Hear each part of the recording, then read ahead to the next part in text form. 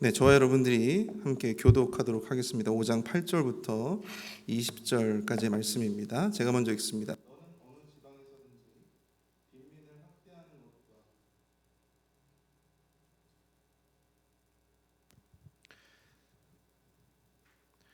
정의와 공의를 짓밟는 것을 볼지라도 그것을 이상히 여기지 말라. 높은 자는 더 높은 자가 감찰하고 또 그들보다 더 높은 자들도 있음이니라.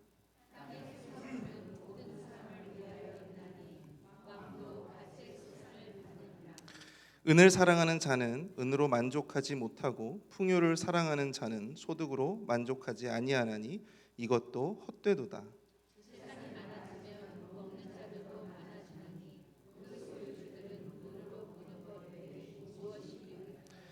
노동자는 먹는 것이 많든지 적든지 잠을 달게 자거니와 부자는 그 부요함 때문에 자지 못하느니라.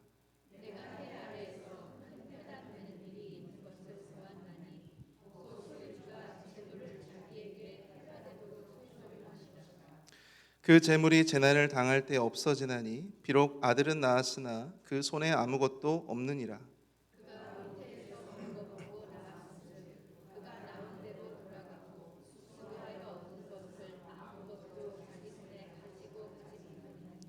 이것도 큰 불행이라. 어떻게 왔든지 그대로 가리니 바람을 잡는 수고가 그에게 무엇이 유익하랴.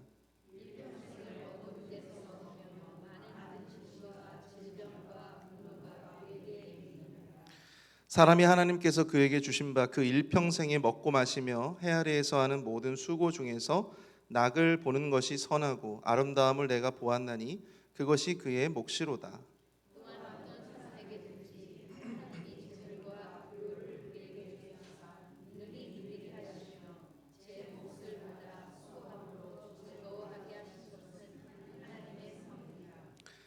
함께 읽습니다. 그는 자기의 생명의 날을 깊이 생각하지 아니하리니 이는 하나님이 그의 마음에 기뻐하는 것으로 응답하심이니라.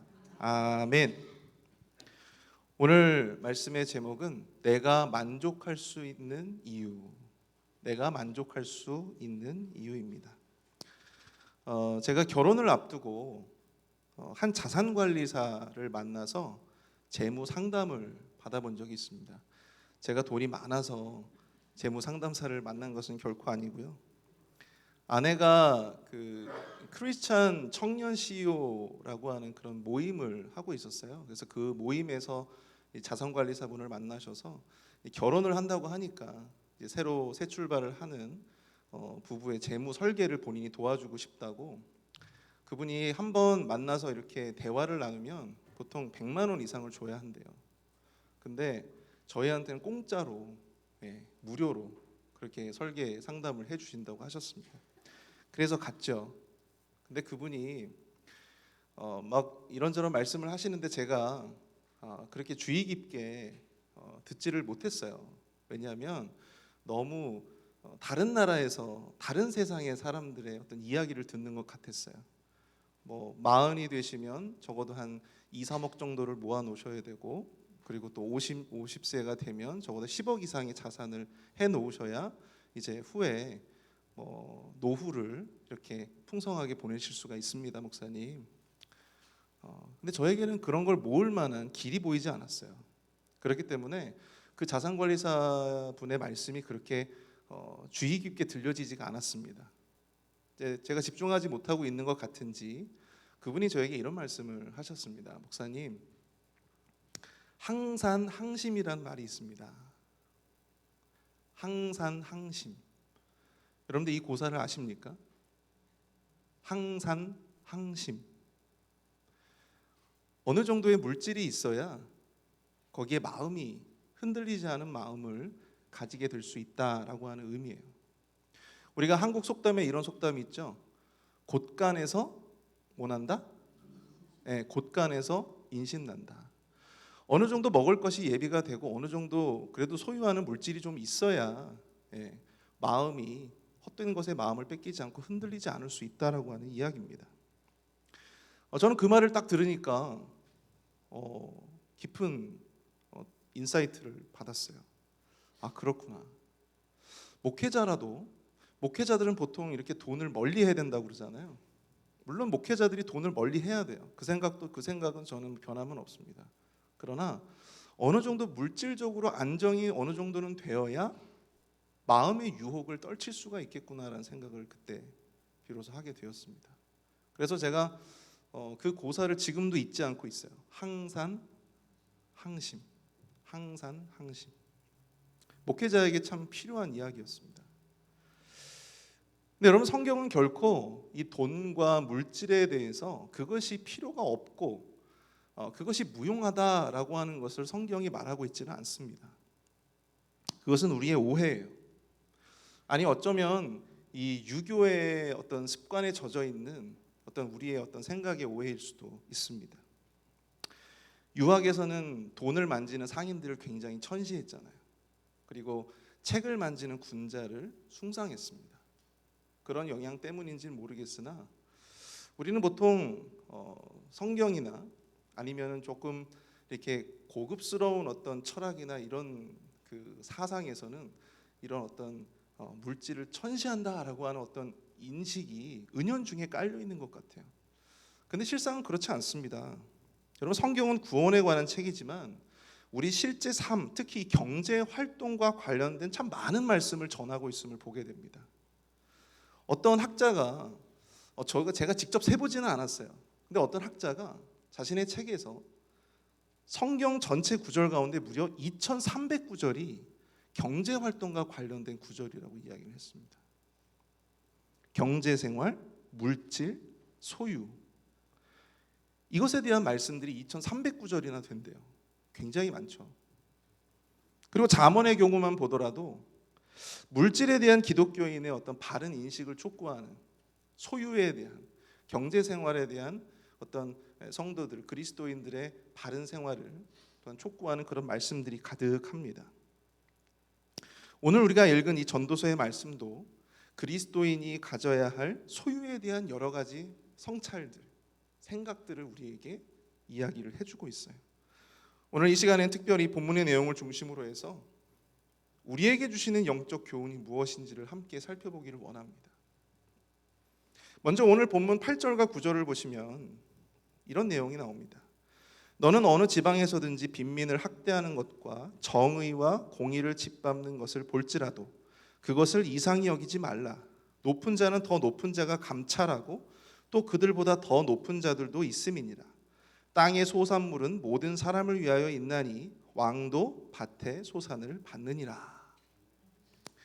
땅의 모든 소산물이 모든 사람들을 위한 것이에요. 그럼에도 불구하고 소수의 권력자들에 의해서 빈민이 착취당하고 학대당하는 그러한 삶의 부조리들이 일어나고 있다는 이야기죠. 곳곳에서 정의가 무시되고 불의가 횡행하고 있는 당시의 모습입니다.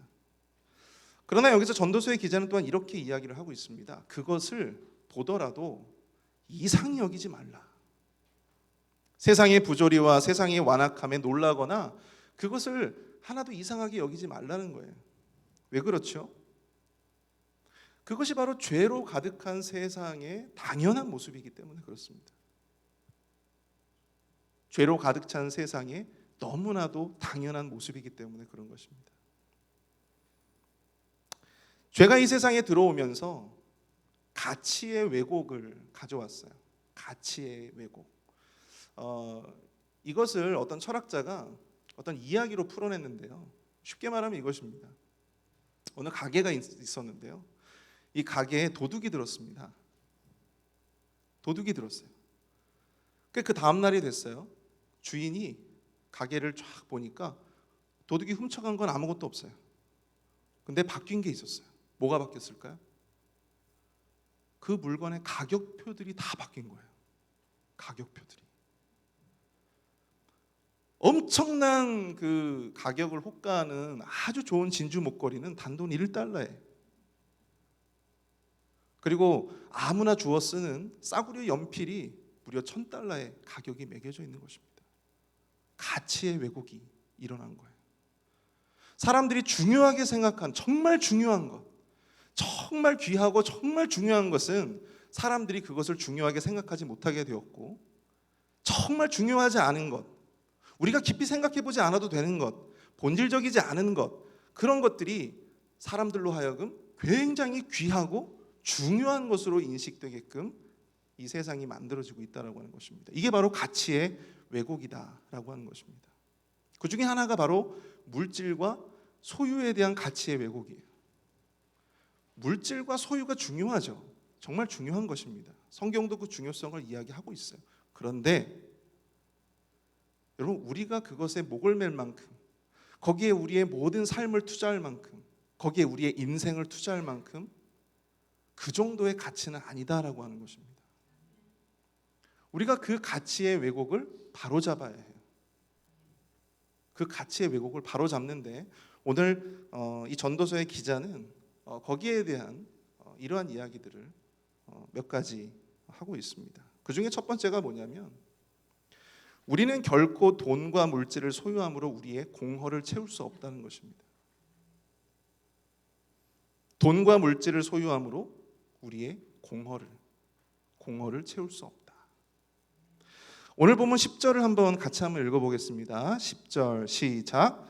은을 사랑하는 자는 은으로 만족하지 못하고 풍요를 사랑하는 자는 소득으로 만족하지 아니하나니 이것도 헛되도다. 아멘. 이 전도서의 기자는 은을 사랑하는 자, 그리고 풍요를 사랑하는 자가 그들이 사랑하는 것으로부터 만족을 누릴 수 없다, 그렇게 말씀하고 있습니다. 그렇기 때문에 그 모든 것이 헛되다, 그렇게 이야기하고 있어요. 제가 대학교 때 읽었던 책 중에 아주 깊은 통찰을 줬던 책이 있어요. 아마 여러분들 가운데서도 읽어보신 분들이 있을 겁니다. 에릭 프롬의 소유냐 존재냐라고 하는 책이에요. 소유냐 존재냐. 이 책에서 에릭 프롬은 이렇게 이야기합니다. 사람들의 살아가는 데 있어서 두 가지의 아주 중요한 삶의 양식이 나타난대요. 그게 뭐냐? 어떤 사람은 존재적 양식으로 살고 어떤 사람은 소유적 양식으로 산대요. 야, 이게 무슨 철학 시간도 아니고 이게 도대체 무슨 말이냐? 여러분, 쉽게 말해서 여기 앞에 이 아름다운 꽃이 있지 않습니까? 어떤 사람은 저 꽃을 바라보면서 바라보는 것만으로도 만족을 느껴요. 바라보는 것만으로도 기쁨을 느끼고, 와, 저기 꽃이 있네. 아우, 너무 이쁘다. 어떤 사람은 그것만으로 기쁨을 느끼고 만족을 느껴요. 근데 어떤 사람은 저 꽃을 이쁘잖아요. 저걸 탁 꺾어가지고 자기 주머니 속에다가 탁 집어넣어요. 아, 이제 내 거다. 이제 내 거다.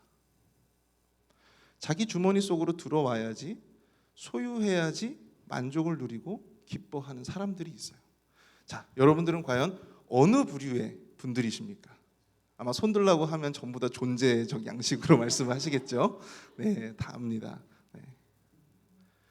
근데 여러분, 제가 존재적 양식은 선하고 소유적 양식은 악하고 제가 그걸 말씀드리려고 하는 것이 결코 아닙니다.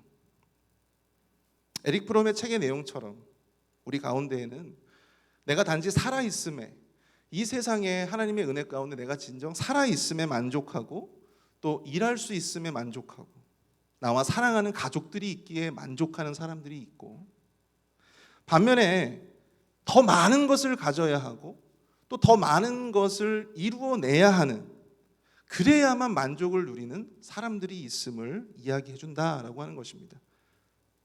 근데 어떤 게 죄다 어떤 게 아니다라는 것을 말씀드리려고 하는 것은 아니고요.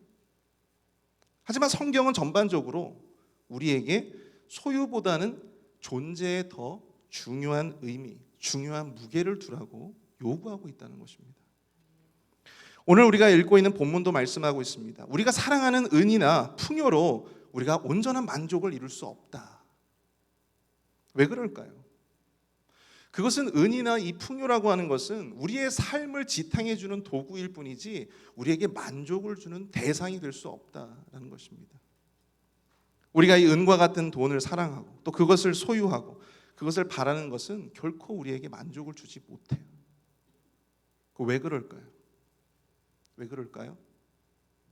자, 따라해 봅시다. 우리가 그것들보다 더 크기 때문이다.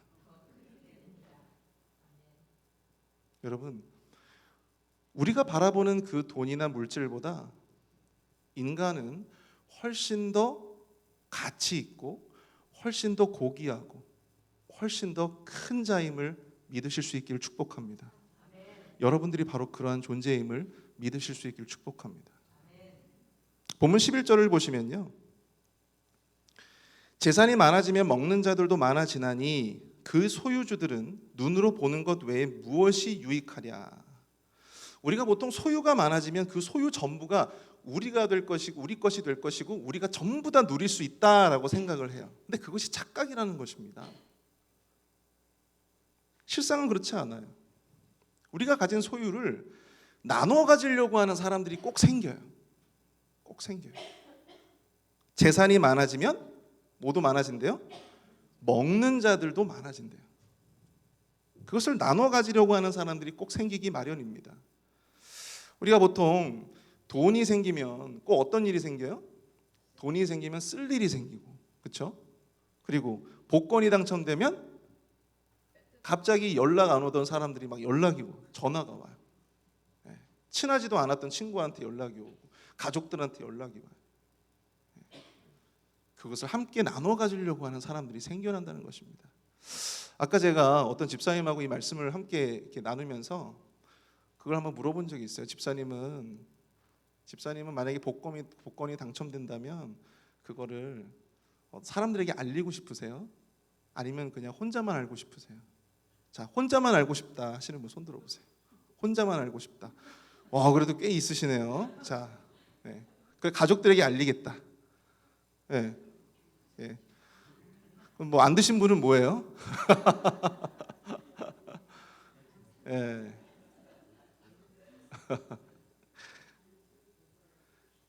돈이 생기면 그것을 자기 혼자만 누릴 수 있다라고 생각하지만 실상은 그렇게 되지 않는다는 것입니다. 그것을 함께 나눌 일들이 생기고 나눌 사람들이 생기는 법이에요. 또한 전도서 기자는 그 많은 재산 또 눈으로 보는 것 위에 무엇이 유익하냐 그렇게 또한 말씀하고 있습니다. 우리 소유가 많아지면 생각만큼 우리에게 주어지는 유익이 클 것 같지만 실상은 아주 일시적이고 가시적인 것 뿐이다라고 하는 것을 말씀해 주고 있는 것이죠. 많은 것을 소유했다는 일시적인 유익과 기쁨은 분명히 있습니다. 그것을 부인하지는 않습니다. 하지만 그것뿐입니다. 그리고 더 나아가 전도서 기자는 12절과 13절을 통해서 물질이 오히려 우리에게 해를 끼칠 수도 있다라고 하는 것을 또한 말씀하고 있어요. 물질의 부여 때문에 뭐가 생겨요? 이 물질을 지키고자 하는 마음 때문에 걱정이 생기고 두려움이 생기고 불안이 생겨요. 사람이 불안하면 잠을 자요, 못 자요? 못 자죠. 못 자요. 내가 이걸 어떻게 하면 좋을까? 그때부터 근심하고 불안해하는 것입니다. 오히려 편한 잠을 잘 수 없게 된다는 것이죠. 그 물질이 오히려 소유주에게 해를 끼치게 된다. 여러분 혹시 그런 경험 해보신 적이 있으십니까? 내가 그것을 가져보기 전까지는 내가 어떤 것을 막 가지고 싶은 무언가가 있어요. 근데 그것을 가져보기 전까지는 마음 가운데 막 기대감이 막 넘쳐나요. 제가 이번에 우리 교회 부임하기 전에 제가 핸드폰을 바꿨어요. 셀폰을 아이폰 14으로 바꿨어요. 최신 폰이잖아요. 막 택배가 오기 전까지 제가 한 달을 기다렸습니다. 그 기다리는 한 달 동안 얼마나 제 마음이 막 기대가 되고 새로운 핸드폰은 어떨까. 근데 막상 딱 와서 보니까 얼마 가는 줄 아세요? 한 일주일 가더라고요. 일주일 딱 지났는데 제가 인터넷 기사를 딱 봤어요. 아이폰 15이 나온대요. 김이 확 새버렸어요. 무언가를 내가 가졌을 때 누리는 기쁨은요, 일시적인 것입니다. 영원하지가 않아요. 우리는 영원한 기쁨을 맛볼 것처럼 생각하지만 그것으로 주어지는 기쁨과 만족은 일시적입니다. 너무나도 찰나예요. 돈과 물질을 더 많이 소유하고자 하는 것은 그것으로 인해서 우리의 텅 빈 이 공허한 우리의 마음을 채울 수 있다라고 믿는 오해에서 생겨나는 것입니다. 그러나 성도 여러분, 제가 아까도 말씀드렸지만 우리는, 특히 하나님의 사람은, 하나님의 자녀들은 우리 생각보다 훨씬 더 큰 사람들이에요. 우리 생각보다 훨씬 더 귀한 사람들입니다. 우리 생각보다 훨씬 더 가치 있고 고귀한 사람들이에요. 그렇기 때문에 이 유한하고 이 찰나적인 물질과 소유로 우리를 대신할 것은 아무것도 없습니다. 돈과 물질로 그것들을, 우리를 다 채울 수 있다, 만족을 가져다 줄 수 있다 생각하는 것은, 그것은 어리석은 생각입니다. 우리의 본질을 대체할 수 있는 것은 아무것도 없습니다. 오직 하나님의 형상을 닮은 우리의 본질을 대체할 수 있는 분은 누구시냐? 바로 여호와 하나님 한 분뿐임을 여러분들 믿으실 수 있길 축복합니다. 우리가 하나님 안에 거하는 것 이외에 우리가 만족을 경험할 수 있는 것, 참된 만족을 경험하고 영원한 만족을 경험할 수 있는 것은 아무것도 없어요. 오직 여호와 하나님으로 말미암아 우리는 만족을 누릴 수 있는 것입니다. 두 번째로, 우리가 가진 모든 소유의 진정한 주인이 누구냐? 하나님이시다라는 것입니다. 오늘 보면 14절과 15절을 보실까요? 그 재물이 재난을 당할 때 없어지나니 비록 아들은 낳았으나 그 손에 아무것도 없느니라. 그가 모태에서 벌거벗고 나왔은즉 그가 나온 대로 돌아가고 수고하여 얻은 것을 아무것도 자기 손에 가지고 가지 못하리니. 아멘. 아무리 많은 소유를 쌓아도 재난을 당하면 그 쌓아놓은 것들이 순식간에 다 사라지는 법이에요. 자녀에게 남겨주고 싶어도 남겨줄 수가 없고, 자신이 죽어서 그 소유를 조금이라도 가지고 가고 싶어도 그것을 가지고 갈 수가 없는 것입니다. 너무나 당연한 말이지만 너무나도 중요한 영적인 교훈이에요. 이 세상에 영원히 우리의 것은 없다라는 것입니다. 그것은 바꿔 말하면 이 세상에 영원한 내 것이 없다는 말인데, 이것을 바꿔 말하면 세상의 것의 주인은 따로 있다는 이야기예요. 내 것이 될 수 없다면 세상의 영원한 주인은 따로 있다. 그분이 누구실까요? 바로 우리가 믿는 하나님이십니다. 그리고 우리의 소유는 그분이 우리에게 잠시 잠깐 맡긴 것에 불과하다라고 하는 것이죠. 우리가 가진 모든 것의 진정한 소유자가 나 자신이 아니라 하나님이심을 인정하고 믿는 것은 우리 기독교 신앙의 기본 중에 기본입니다. 우린 이것을 청지기 신앙이다, 그렇게 이야기를 하죠. 청지기는 단순한 종이 아닙니다. 단순한 노예가 아니에요. 주인의 소유를 관리하는 자입니다. 주인의 소유를 관리하는 자. 그래서 주인은 그에게 자신의 소유를 믿고 자신의 소유를 맡겨요. 마태복음 25장의 달란트 비유를 여러분들이 잘 아시죠? 주인이 종들에게 그 엄청난 거금들을 믿고 맡깁니다. 한 종에게는 몇 달란트를 맡겼어요? 5달란트. 한 종에게는요? 2달란트. 그리고 마지막 종에게는 1달란트. 어떤 사람들은 그렇게 이야기해요. 1달란트 받은 종은 비교해가지고 자기가 상대적으로 적게 받아서 저렇게 주인에게 심술이 난 것이다. 근데 여러분, 달란트라고 하는 이 돈의 가치가 얼마나 큰 줄 아십니까? 엄청난 거예요. 여러분, 우리가 뭐 수십조 원이라고 하면요, 여러분들 감이 잡히세요? 수십조 원으로 뭘 할 수 있을까? 감이 안 잡히죠. 감이 안 잡혀요. 잡힐 수가 없어요. 정말로 엄청난 돈입니다. 한 노동자가 수십 년을 하나도 쓰지 않고 모아야지만 모을 수 있는 돈, 그 돈이 1달란트거든요. 그 엄청난 돈으로 우리는 주일학교에서 막 떡볶이를 사 먹고 오뎅을 사 먹고 그러죠. 그 엄청난 돈을 가지고. 여러분, 이 달란트의 엄청난 그 가치, 그 엄청난 그 달란트를 갖다가 믿고 맡길 수 있을 정도로 이 청직이라고 하는 사람들은 주인의 엄청난 신뢰와 믿음을 받고 그것을 맡아둔 거예요. 그리고 그 청지기들은 주인의 그 돈을 가지고 관리를 하는 것이죠. 이게 바로 청지기의 직책이고 사명입니다. 그런데 주인이 맡겨놓은 이것을 마치 자기 것인 양 유용하거나 한다면 마치 이 불의한 청지기 비유의 그 불의한 청지기처럼 말이죠. 이 한 달란트 받은 자의 슬픈 경험을 하게 될지도 모릅니다. 근데 여러분, 우리가 하나님으로부터 맡겨지게 된 것이 우리의 돈이나 물질만 있을까요? 그것은 그렇지가 않습니다. 우리가 하나님으로부터 받은 것은 돈과 물질뿐만 아니라 누구도 포함되는 거예요? 누구도?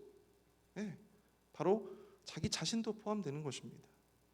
우리가 가진 생각, 우리가 가진 시간, 우리가 가진 비전, 우리가 가진 삶의 모든 것들이 하나님으로부터 받은 것이고 하나님으로부터 받아 우리가 일시적으로 잠깐 관리하는 것뿐인 것이죠. 그것을 잘 관리하는 것도 우리의 사명인 줄로 믿습니다. 하나님이 주신 시간을 잘 관리해서 하나님의 영광을 위해서 사용하는 것, 그것은 우리의 당연한 책무이고 또한 우리의 사명입니다. 우리가 가진 생각이나 비전을 온전히 하나님의 영광을 위해 사용하는 것, 그것도 마찬가지예요. 이것도 생각과 비전을 맡은 자로서 우리의 소임인 것입니다. 이것이 바로 선한 청지기로서 하나님께로부터 받은 우리의 소유를 누릴 수 있는 길이 됨을 여러분들 기억하실 수 있기를 축복합니다. 마지막으로 우리의 진정한 만족은요, 오직 하나님의 은혜로부터 선물로 주어진다라는 것을 여러분들 기억하셔야 합니다. 본문 18절에서 전도서 기자는 세상 가운데 한 가지 소망을 발견합니다. 자, 18절. 사람이 하나님께서 그에게 주신 바 그 일평생을 먹고 마시며 해 아래에서 하는 모든 수고 중에서 낙을 보는 것이 선하고 아름다움을 내가 보았나니 그것이 그의 몫이로다.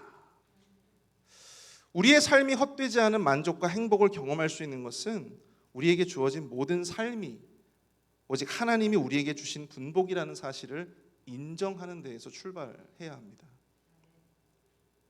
그리고 그것이야말로 가장 선하고 아름답다고 전도서 기자는 고백합니다. 여기서 이 선하고라고 하는 이 단어가요, 토브라고 하는데요, 히브리어 이 토브라고 하는데 이것은 더할 나위 없는 최상의 좋음, 그 상태를 의미하는 단어예요. 전도서 기자는 19절에서도 이렇게 이야기를 합니다. 또한 어떤 사람에게든지 하나님이 재물과 부요를 그에게 주사 능히 누리게 하시며 제 몫을 받아 수고함으로 즐거워하게 하신 것은 하나님의 선물이라. 사랑하는 성도 여러분, 하나님이 우리에게 허락하신 이 물질과 이 부요를 누리게 하시는 분이 누구시라고요? 오직 여호와 하나님 한 분뿐이다. 그것을 누리게 하시는 분이, 주신 분도 하나님이시지만 그것을 우리가 즐거움으로 누리게 하시는 이도 누구시다? 하나님이시다.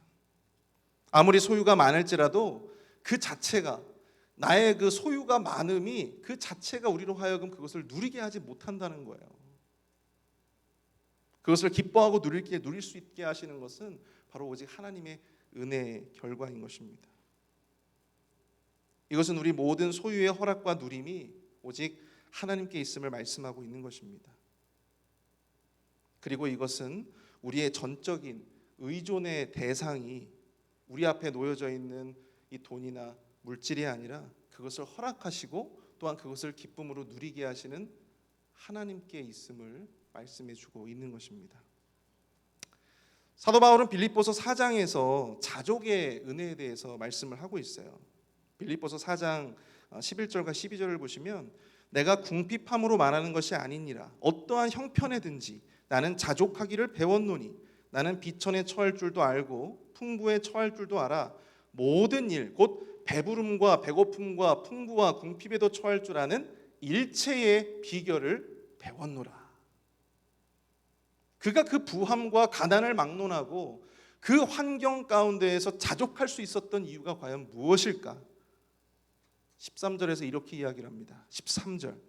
내게 능력 주시는 자 안에서 내가 모든 것을 할 수 있느니라. 여러분, 우리가 처한 그 상황과 환경이 우리에게 만족을 주는 것이 아니고요. 그 환경과 상황과는 상관없이 우리에게 만족을 주시고 능력을 주시는 이가 따로 있다는 거예요. 그분이 누구시라고요? 우리가 믿는 주 예수 그리스도 여호와 하나님이신 것입니다. 환경과 상황에 상관없이 우리에게 만족을 주시고 능력을 주시는 이가 바로 우리가 믿고 우리가 예배하는 주님이시기 때문에 우리는 그 어떠한 환경 속에서도 자족의 은혜를 누릴 수가 있게 되는 것입니다. 여러분, 자족의 은혜를 내가 누린다는 것은 그 환경 가운데에서, 비록 가난의 환경 가운데에서, 부족함의 환경 가운데에서 우리가 두려워하지 않고 불안해하지 않고 하나님이 채워주심을 믿는 거예요. 하나님이 채워주심을 믿는 거예요.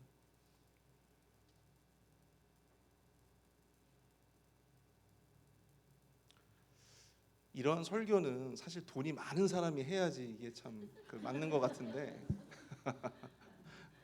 예, 돈이 없는 목사가 이런 설교를 하니까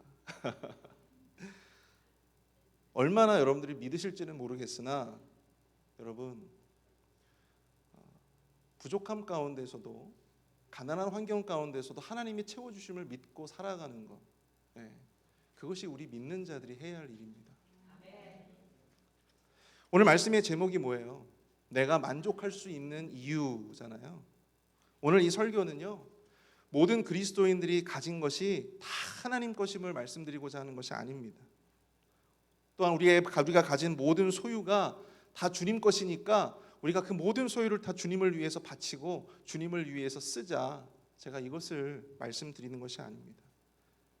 제가 이 말씀을 또한 이 설교를 하는 것은 우리의 진정한 밥줄이 누구인가를 명확하게 알자는 거예요. 우리의 진정한 밥줄이 누구신가? 천지를 창조하시고 우주 만물을 가지신 하나님이 우리 아버지가 되시고 우리를 공급하시는, 우리에게 공급하시는, 우리를 채워주시는 우리 아버지 되시고 하나님이 되심을 믿으실 수 있기를 축복합니다. 여러분, 그 진리를 깨닫는 것이 바로 오늘 이 말씀을 듣는 우리가 결단해야 할 일인 것입니다. 그러므로 우리의 빈 마음조차 채울 수 없는 몇 푼 되지 아니하는 돈과 물질을 의지하는 것이 아니고 우리의 필요를 공급하시는 이, 그분이 우리의 아버지가 되신다라고 하는 것을 믿는 것, 여러분들, 이게 오늘 이 저녁에 우리가 꼭 기억하고 돌아가야 할 가장 핵심적인 메시지인 것입니다. 우리가 그분을 온전히 의존할 수 있기를 축복합니다. 여러분, 가족들끼리 외식을 하게 되면 아이들과 함께 외식을 하잖아요. 아이들이 비싼 음식 때문에 외식하는 걸 좋아할까요? 비싼 음식 때문에 외식하는 걸 좋아할까요? 아니죠. 내가 사랑하는 엄마, 내가 사랑하는 아빠와 함께 아무리 짜장면 한 그릇이라 할지라도 아빠 엄마와 함께 먹으니까 그 외식이 기쁘고 행복한 거예요. 마찬가지입니다.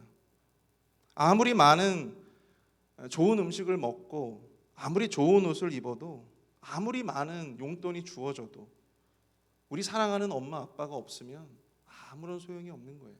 참된 만족을 경험할 수가 없는 것입니다. 우리의 만족은 오직 우리 하나님 아버지, 우리를 공급하시고 우리에게 참 만족을 주실 수 있는 그분께 있음을 기억하실 수 있기를 축복합니다. 하나님이 우리를 먹이십니다. 하나님이 우리의 필요를 채우십니다. 하나님이 우리에게 무엇이든지 우리의 부족함을 공급하실 것입니다. 하나님을 의지하시기를 바랍니다. 하나님을 의존하시기를 축복합니다.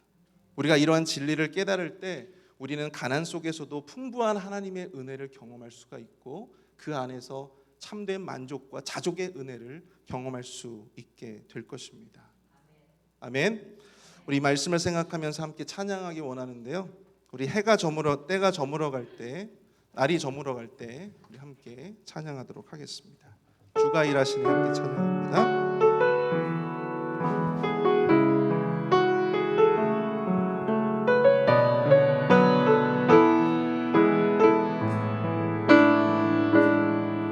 날이 저물어 갈 때, 빈들에서 걸을 때, 그때가 하나님의 때, 내 힘으로 안 될 때, 내 힘으로 안 될 때, 배로 걸을 때, 내가